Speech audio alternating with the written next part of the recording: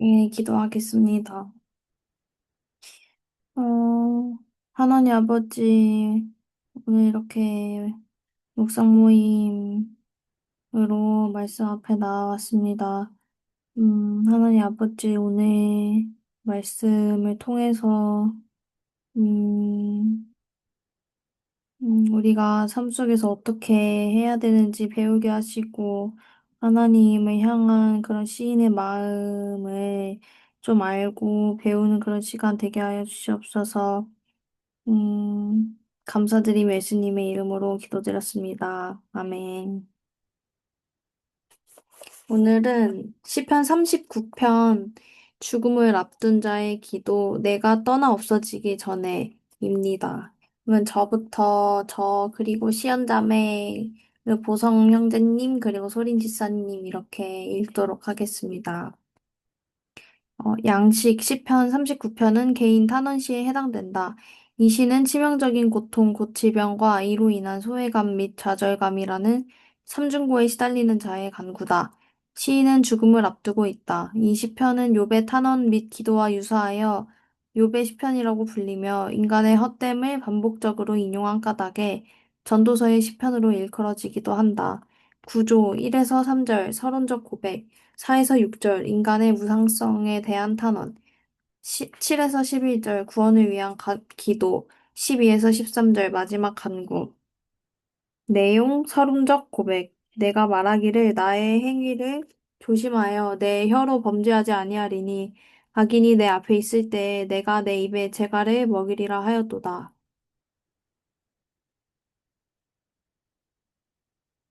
악인이 내 앞에 있을 때 내가 내 입에 스가를 먹으리라 하였도다. 내가 잠잠하여 선한 말도 하지 아니하니 나의 근심이 더 심하도다. 내 마음이 내 속에서 뜨거워서 작은 소리를 읊조릴 때 불이 붙으니 나의 혀로 말하기를 1절에서 3절은 시인의 서론적 고백이다. 이 시는 내가 말하기를 이라는 일종의 개인 고백으로 시작한다. 시인은 마음으로 죄를 짓지 않으려고 자신의 입에 파수꾼을 두었다. 이 침묵은 악한 말을 삼가기 위해서 악인들 앞에서 시인 자신에게 부과한 억제의 침묵이지만 오히려 그의 고통을 가중시킨다. 3절에서 시인은 억제된 침묵으로 인해 내면에서 오는 압박을 더 이상 참을 수 없다고 말한다. 내가 입을 열지 아니할 때 종일 신음함으로 내 뼈가 쇠하였도다. 내가 다시는 여호와를 선포하지 아니하며 그의 이름으로 말하지 아니하리라 하면 나의 마음이 불붙는 것 같아서 골수에 사무치니 답답하여 견딜 수 없나.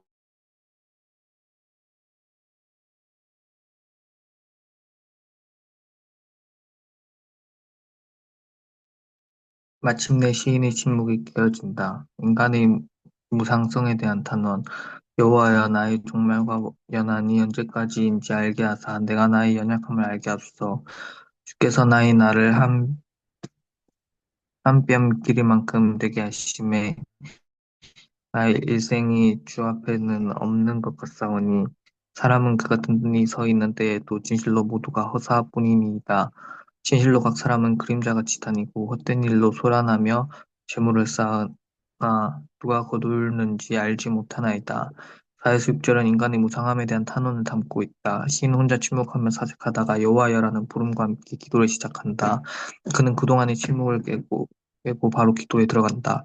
시인은 죽을 운명에 처해 있음을 깨닫고 야훼께 자기 인생의 기한에 대해 질문한다. 그는 인생이 짧은 기한 곧 한 뼘 길이에 지나지 않으며 야훼 앞에서 마치 자신이 없는 존재와 같다는 사실을 깨닫는다.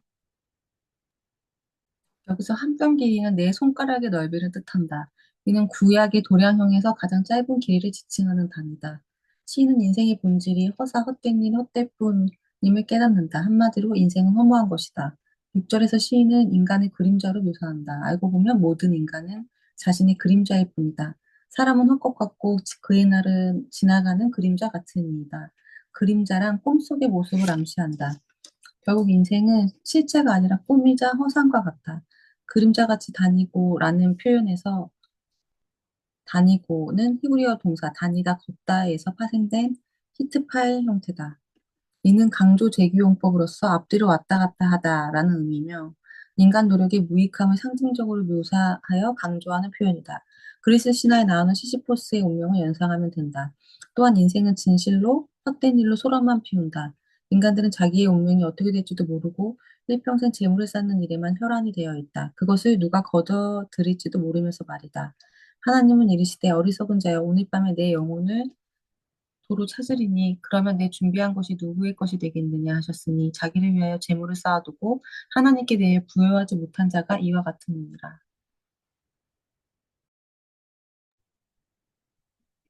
인간의 무상함에 대한 시인의 탄원은 어쩌면 하나님의 자비와 개입을 암시적으로 호소하는 것일지도 모른다. 구원을 위한 기도. 주여, 이제 내가 무엇을 바라리요? 나의 소망은 주께 있나이다. 나를 모든 죄에서 건지시며 우매한 자에게서 욕을 당하지 아니하게 하소서. 내가 잠잠하고 입을 열지 아니함은 주께서 이를 행하신 까닭이니이다. 주의 징벌을 나에게서 옮기소서. 주의 손이 치심으로 내가 쇠망하였나이다. 주께서 죄악을 책망하사 사람을 징계하실 때 그 영화를 좀먹음같이 소멸하게 하시니 참으로 인생이란 모두 헛될 뿐이니이다. 7절에서 11절은 구원을 위한 기도다. 7절은 원래 그러나 이제라는 표현으로 시작함으로써 탄원에서 간구로의 반전을 이끈다. 이 구절은 시인의 신앙 고백이다. 인생의 허무함을 깨달은 시인은 진정한 희망을 발견한다. 기다림과 기대인 그 희망은 오직 하나님께만 있다. 시인은 자신의 모든 죄로부터 구원받기를 간구한다. 시인은 우매한 자들의 놀림감이나 조롱거리가 되지 않기를 간구한다. 구절의 침묵은 앞서 악인들 앞에서 취했던 억지의 침묵과는 달리 시인이 하나님 앞에서 기도한 후 터득한 깨달음의 침묵이다. 하나님의 섭리를 깨우친 시인은 침묵한다. 이는 하나님의 섭리에 대한 순종을 의미한다. 그는 하나님의 손으로 내리신 징벌, 곧 질병만은 제발 거두어달라고 간청하지만 곧 자신의 고통이 하나님이 내리신 정당한 처벌이자 그분의 교육적 징계임을 받아들인다. 이를 통해 인생의 욕망, 욕구도 종과 같이 성밀된다. 결국 모든 인생이 헛될 뿐이라는 사실이 다시금 드러난다. 마지막 간구, 여호와여 나의 기도를 들으소서. 나의 부르짖음에 귀를 기울이소서. 내가 눈물을 흘릴 때 잠잠하지 마옵소서. 나는 주와 함께 있는 나그네이며 나의 모든 조상들처럼 떠도나이다. 주는 나를 용서하사 내가 떠나 없어지기 전에 나의 건강을 회복시키소서. 12에서 13절은 시인의 마지막 간구다. 시인은 눈물로 호소하며 야훼의 응답을 간절히 기다린다. 그리고 자신이 나그네이자 고률민 이라고 말한다. 나그네와 고르미는 혈연관계나 결속력 있는 공동체 외부에서 떠도는 무방비 상태의 사람을 가리킨다. 이 구절은 다윗이 인생의 말년에 이르러 인생의 덧없음을 논할 때 언급한 내용과 매우 유사하다. 우리는 우리 조상들과 같이 주님 앞에서 이방 나그네와 고르민들이라 세상에 있는 날이 그림자 같아서 희망이 없나이다. 시인은 인생의 덧없음을 지금까지 허사, 헛된 일 또는 헛될 뿐이란 단어로 표현했으며 여기서는 나그네와 고르민의 삶이란 단어를 사용하여 인생의 허무함을 다시금 강조한다.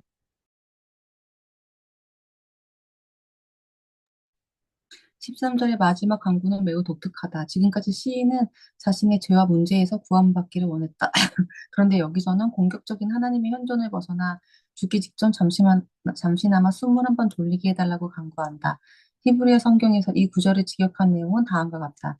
내게서 눈길을 돌려주셔서 숨 한 번 돌릴 수 있도록 제가 가서 없어지기 전에. 이 간구는 죽음을 앞두고 자신을 치신 분이자 유일한 치료자가 되시는 하나님을 향한 욕의 간구와 매우 비슷하다.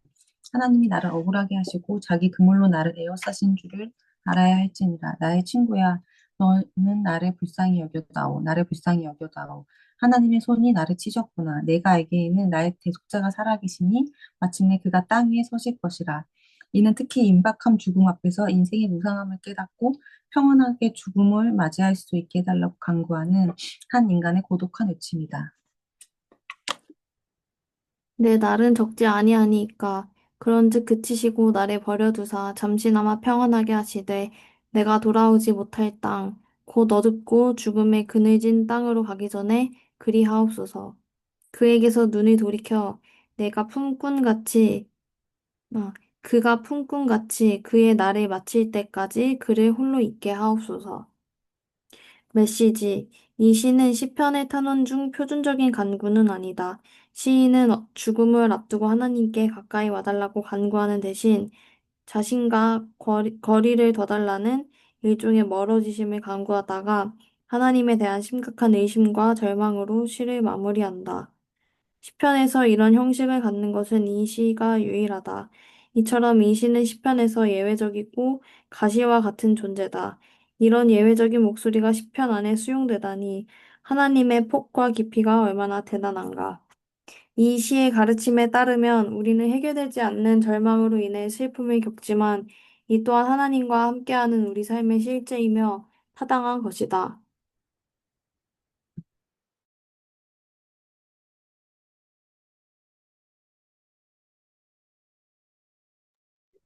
우리는 어둠 속에서 하나님을 향해 절규하며 비명을 지르기도 하고 욥처럼 거짓 이르려 거부하면서도 그렇다고 일어나 희망을 붙잡지도 못한다. 그 역시도 신실한 기도자의 삶의 일부다. 시인은 고통받는 사람들과 그들 곁에 있는 사람들에게 때로는 하나님 앞에서 자신의 처참한 심정을 쉼없이 아뢰므로써 고통이 하나님과 무관하지 않음을 상기하는 것이야말로 유일하게 남겨진 믿음의 행위일 수도 있음을 가르친다. 네, 그럼 잠시 묵상하고 읽은 순서대로 나누겠습니다.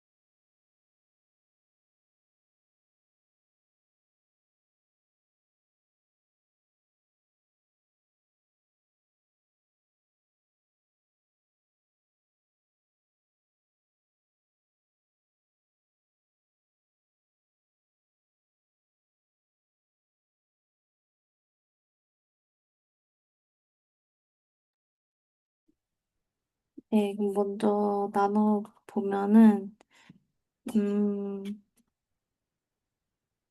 되게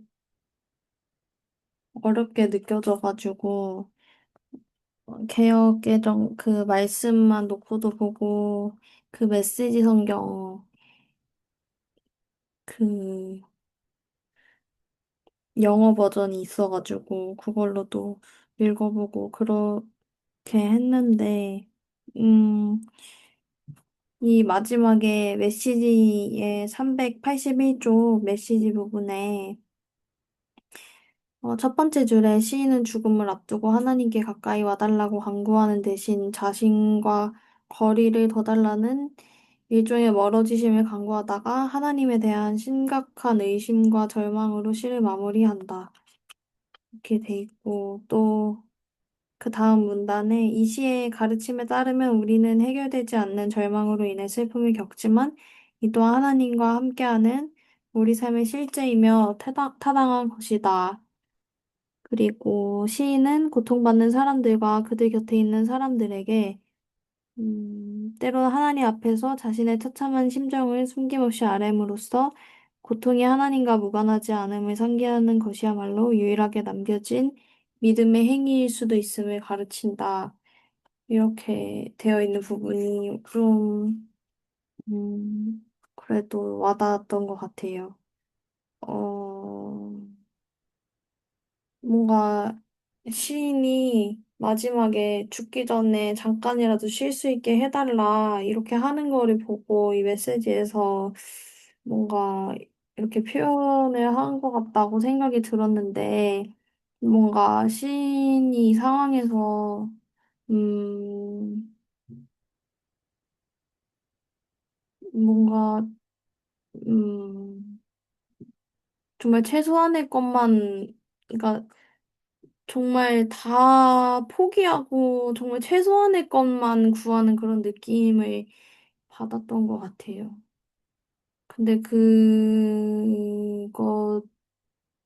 이제 믿음의 행위일 수 있다. 이렇게 이야기를 한 게 좀 와닿았고, 뭔가 저도 너무 그 일하는 게 힘들 때, 그게 너무 힘들 때는 이제, 음, 그 미래가 어떻게 될지를 모르겠잖아요. 인도하심도 잘 모르겠고, 음, 그렇지만 하나님이 함께 하시고, 막 이런 거를 생각을 하게 되는데, 그때 뭔가 되게 미약한, 그런, 미약하게나마, 좀, 믿음을 지키려고 하는 게 그래도 믿음의 행위였지 않았나 이런 생각이 들었고, 근데 사실 지금도 뭔가 어떻게 되겠다 이런 방향성이 느껴지는 것도 아니고, 그렇기는 하거든요. 근데, 어, 계속 뭔가 하나님이 함께 하신다. 그리고, 모든 순간을 보고 계신다? 그런 거를 계속 생각을 하면서, 완벽하게 하고, 뭐, 막 대응을 하고 잘하고 있는 거는 아니지만, 음, 뭔가 계속 배우려고 하는 그런 상황을 지나고 있는 것 같아요. 그래서 이 시인이 이렇게 너무 절망스러운 상황에서, 음, 이 고통이 하나님과 무관하지 않다, 이렇게 생각을 하는 것처럼, 그렇게 조금, 계속 생각을 하고 싶습니다. 네.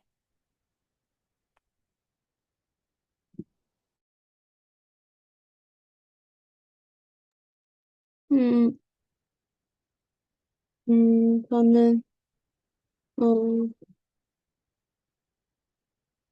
여호와여, 네, 말씀으로 읽었는데, 여호와여, 이제 내가 무엇을 바라겠습니까? 나의 희망은 오직 주께 있습니다. 여호와여, 나의 기도를 들으시고 나의 부르짖음에 귀를 기울이소서. 내가 울부짖을 때 나의 눈물을 외면하지 마소서. 나의 모든 조상들처럼 나는 잠시 주와 함께 있는 나그네에 불과합니다. 이렇게 쓰여져 있는데 되게 이제 카페에서 일을 하면서 좀 이렇게 계속 카페가 작긴 한데 아무래도 체인점이다 보니까 계속 새로운 걸 배우고 또 배우고 이러면서 배울 게 되게 많은데 그거를 이제 이해하면서 하는 것도 있지만 거의 이제 왜 반은 외우고 반은 이해를 하고 이러면서 또 이제 카페 가가지고 실제로 이제 이거 내가 외웠던 거를 다시 이해를 하면서 하고 이렇게 하는데 그게 되게 막막하더라고요. 막막할 때가 되게 많고 그냥 이거를 언제 내가 다 해가지고 언제 내가 이거를 이렇게 하지 이런 생각이 들 때가 있기도 하고 불안할 때도 있기도 하고 한 것 같은데 그냥 그거는 내 불안인 거고 오늘 말씀처럼 내가 그냥 여기 이 세상에서 살다가 하는 게 그냥 나중에에 비하면은 그렇게 길지가 않은데 내가 마음을 이렇게 막 불안해하고 막 답답해하고 그런 식으로 그냥 내 마음이 가는 대로 그렇게 하면은 안 되겠다. 별로 그렇게 해서 별로 좋을 게 없는 약간 그런 생각이 드는 것 같아요. 그래가지고 일하면서 마음이 어렵고 할 때마다 음, 무슨 드는 생각은 하나님 앞에 마음을 가져가서 그 마음을 더 다름받았으면 좋겠고, 아무래도 일할 때는 바빠가지고 이런 뭐 말씀이나 이런 걸 생각을 좀 못할 때가 많은데 마음이 어렵고 할 때마다 말씀을 좀 더 생각할 수 있었으면 좋겠습니다. 네.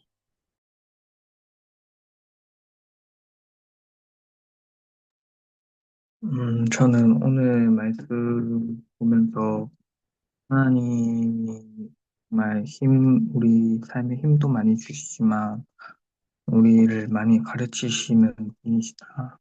우리가 어려운 상황에서 어떻게 믿음으로 반응해야 되는지 이런 것들을 고난을 통해서 많이 가르치시는 분이시다는 생각이 들었어요. 그래서 하나님께 그러니까 교회를 다니고 신앙생활을 하면서 정말 도움을 많이 받는 분도 있지만 어떻게 보면은 좀 음, 그런 부분에 있어서 어, 고민도 많이 하게 되고 음, 좀 정신적인 부분도 좀 소모되는 부분도 있는 것 같기도 하고 그런 생각이 들 수도 있는데 그래도 음, 저번 주에 이제 설교 말씀 때 이제 생명의 떡을 구하라고 하셨던 것처럼 우리의 목표가 이제 세상적인 것이 되면은 그런 것들이 정말 오히려 더 불리하게 생각이 들 수도 있겠지만 우리의 목표가 생명이라면 그런 것들이 뭐 우리에게 필요한 것이고 주님께서 우리에게 또 어, 좋은 것을 가르치시려고 준비하셨구나 이런 생각할 수 있게 되는 것 같아요. 그래서 삶에 고난이 있고 걱정이 있지만 그래도 어, 주님께 계속 의지하는 법을 음, 음, 배우고 싶고 또, 음, 또 아직 많이 부족하지만 좀 그래도 예전보다 많이 기도 많이 하는 것 같고 그런 것 같습니다.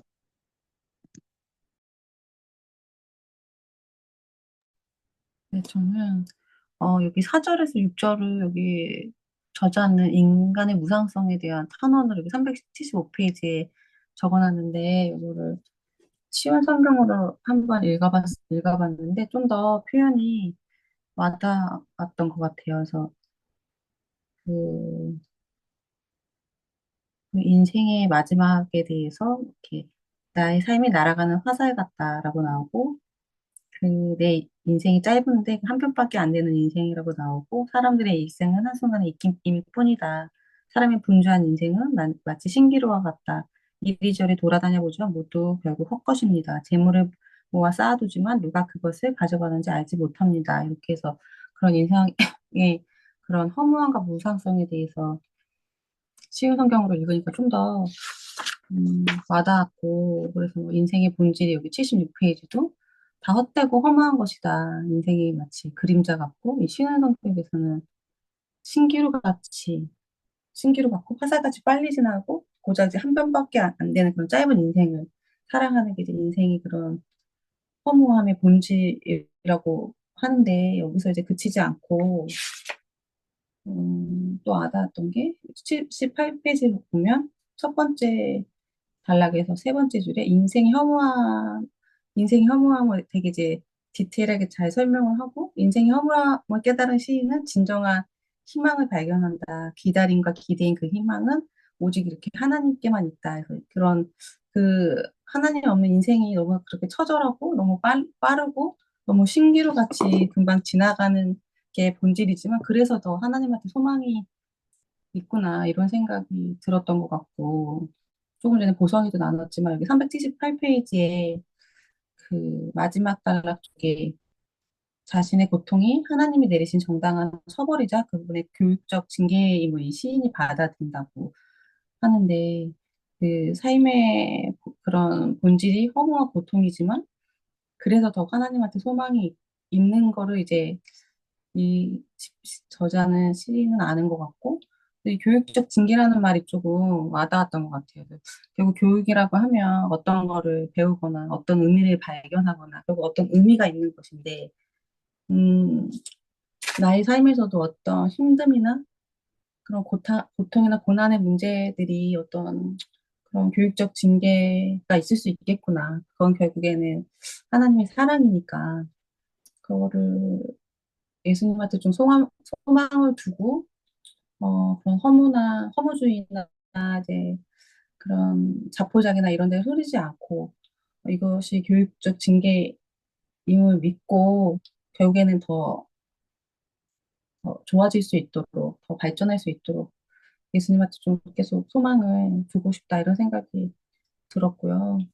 그리고 그래서 여기 380페이지에도 그 중간 단락에 요배강과 비슷하다고 하면서 자신은 치신부이자 동시에 유일한 치료자가 되신 하나님에 대해 설명이 나오는데 시인은 이제 자기 고통 상황에서도 하나님만 이제 유일한 소망이고 치료자인 것을 저는 알고 있다고 이제 좀 그렇게 느껴졌고 음, 마지막에 좀 좋았던 건 381페이지의 메시지 해석이었는데 첫 번째 단락 마지막 문장이 이 시는 시편에서 예외적이고 가시와 같은 존재다. 그러니까 이런 예외적인 목소리가 시편 안에 수용되는 것은 하나님의 폭발의 깊이가 얼마나 대단한가 이렇게 설명된 부분이 좋았던 것 같아요. 그래서 이게 다른 시편이나 다른 시편 잘 모르겠지만 아무튼 이렇게 희망적으로 다시 뭐 그럼에도 다시 내가 하나님께 소망을 둡니다. 이런 식으로 마무리되는 게 아니고 내게서 눈길을 돌려달라고 수윤 성경이 이렇게 나왔는데 나랑 이제 거리를 두게 해달라고 했나? 뭐 그렇게 표현됐던 것 같아요. 여기서도. 그래서 아무튼 이렇게 되게 소망적이고 희망적으로 결론을 맺지 않고 어떻게 보면 더 현실적인 것 같기도 하네요. 우리의 상태처럼 그렇게 되게 현실적으로 했는데 이게 이제 가시와 같이 표현한 것도 같은 존재라고 표현한 것도 와닿았고 이런 예의적인 목소리를 하나님이 하신다고 하고 그래서 그 하나님의 폭과 깊이가 넓다고 이렇게 해석한 부분이 되게 좋았고 이걸 보면서 이 저자도 되게 지금 죽음을 앞두고 허망한 인생 앞에서 되게 고통 속에서 하나님을 애써 소망하려고 하고 있는 것 같은데, 이 해석을 보면서 하나님이 이제 우리의 고통을 모르시지 않는구나. 그렇게 가시와 같은 그렇게 표현들도 다 수용하고 그 안에서 받아주시려고 하는구나. 좀 이런 생각이 들었던 것 같아요. 네.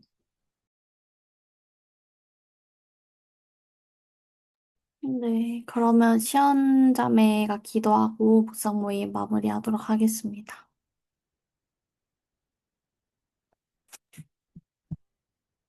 살아계신 하나님 아버지, 감사합니다. 주님, 우리 삶을 항상 보호해 주시고, 또 막막하고, 또 어려움이 있지만, 그 가운데서도 우리 삶을 축복하시고, 우리 삶 가운데 동행하여 주시니 감사합니다. 음, 오늘 본문 말씀처럼, 주님, 우리가, 마음이 어렵고, 또 무너질 때마다 주님께 더 나아가 말씀을 더 가지고 나아가길 소망합니다. 우리 마음이 가는 대로 두는 것이 아니라 상황마다 음, 주님께 뜻을 더 구하고 주님을 더욱더 바라봄으로써 그 상황을 또 해결할 수 있기를 원합니다. 주님께 항상 도움을 받아서 주님의 긍휼하심을 받고 주님께 도움을 받아서 우리 마음이 항상 은혜가 많기를 소망합니다. 우리가 항상 주님을 바라보기를 소망합니다. 감사드리며 이 모든 말씀 살아계신 예수님의 이름으로 기도드렸습니다. 아멘.